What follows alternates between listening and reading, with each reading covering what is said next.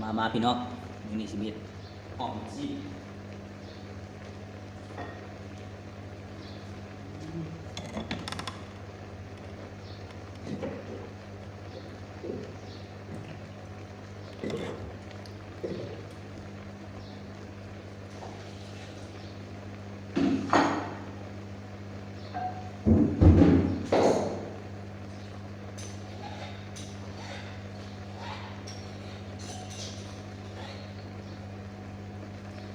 ทำเมนูหอมซีดพี่น้องเอาตัวนี้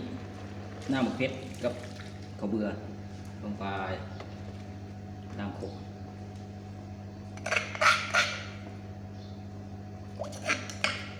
นี่ลงไปพี่น้อง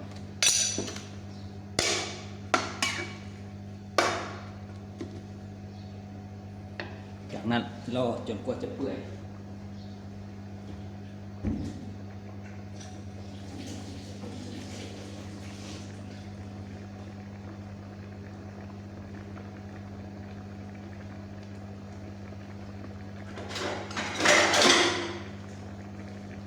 ใส่น้ำกระเดะพี่น้องกระเดะลงไปตัวเดิน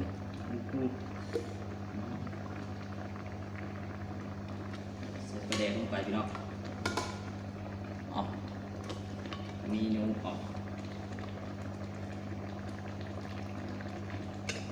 ขาดไม่ได้คือปลาแหลกปลาล่า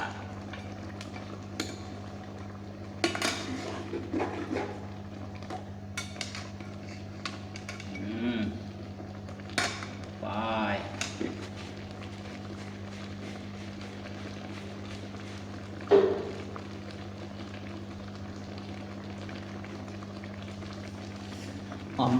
อม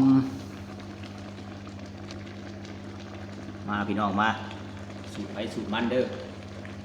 อมซีดเด็ดไป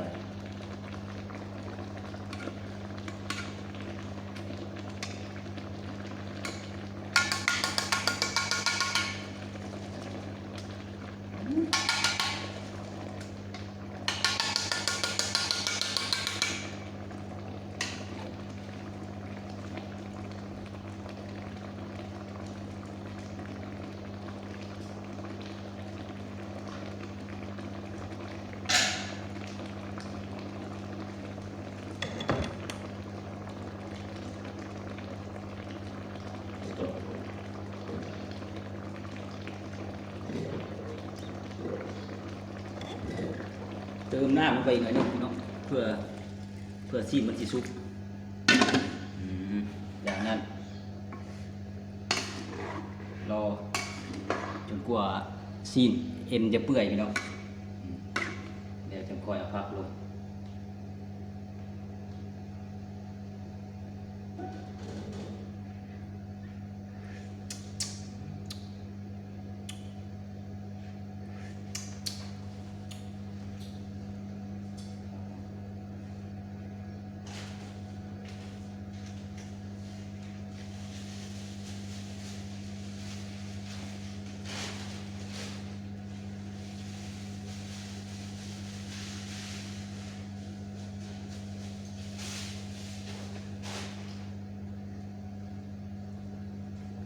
เติมจางเกลือพี่น้องนี่ใส่เกลือลงไปแล้วรอจนกว่า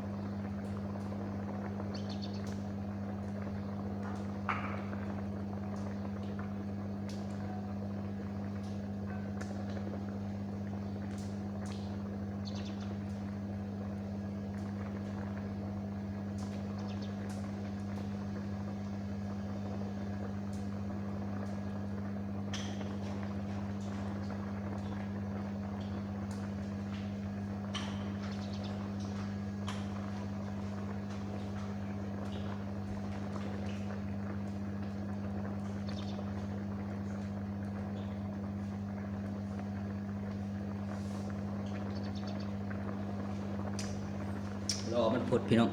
เดือดชิ้นยังกลัวมันปล่อย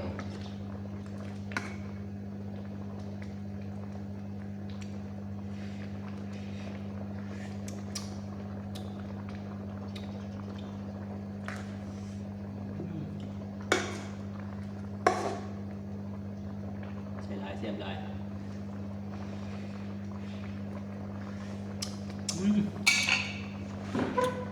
เผ็ดขนาด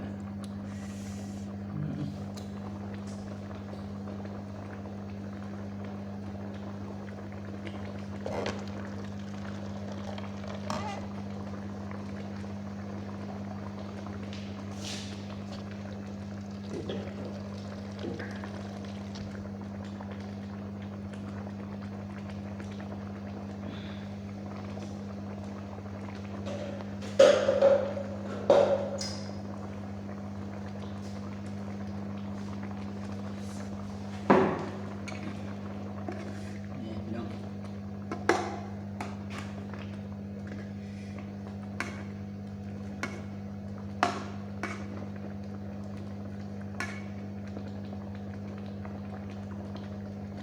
ชีสเบิ่งชีสแล้วมันจะเปื่อยหรือเปล่า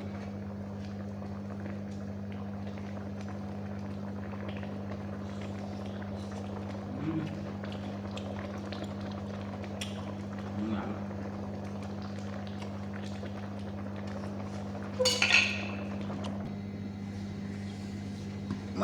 มาพี่น้องมา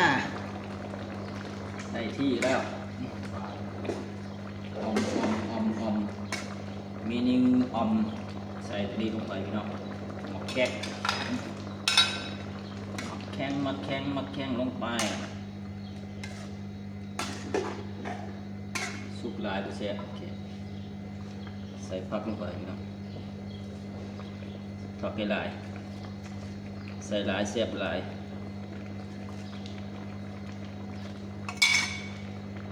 นี่พี่น้องผักให้ลายเด็กมาเนี่ย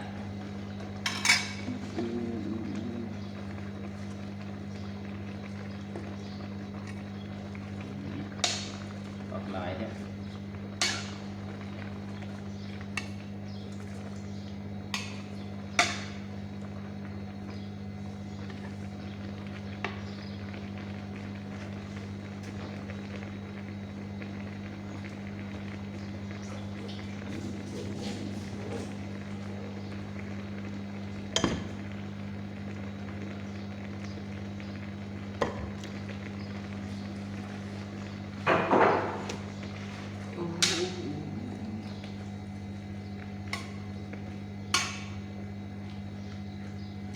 ผักให้ลาย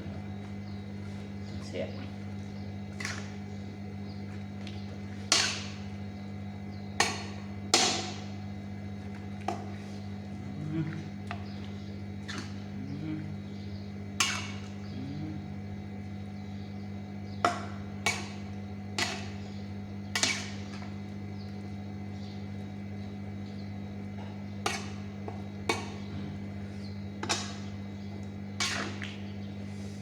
เนาะ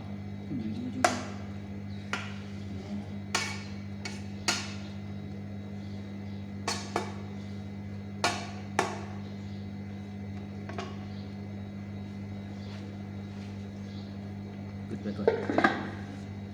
งุ้มไปก่อน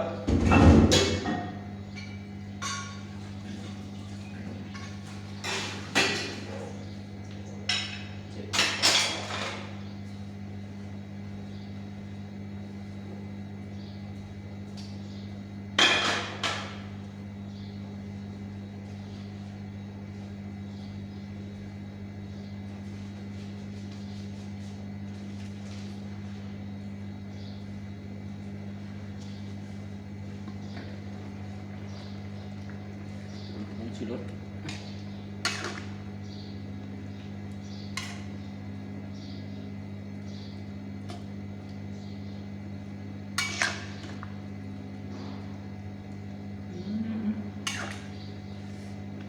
พักหลายขนาดในตัวนี้ กินหอมมื้อเช้า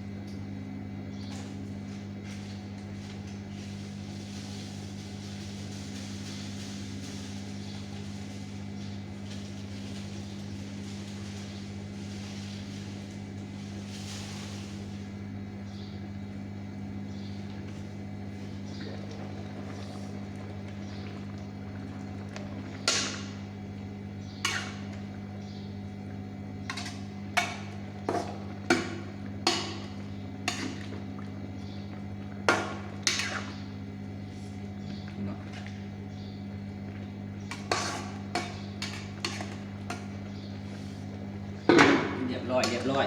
มากินบ่น่ะ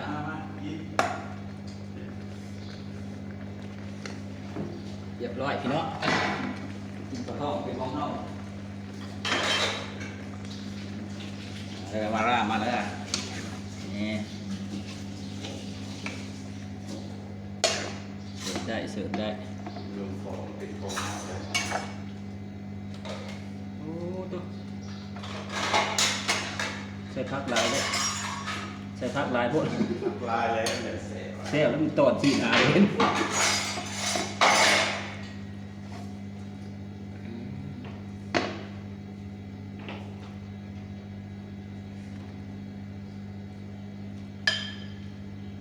อาหารบ้านนอกพี่น้องอาหารบ้านนอกขอกนานี่พี่น้องเดี๋ยวละมาเด้อมาทุกคนเด้อ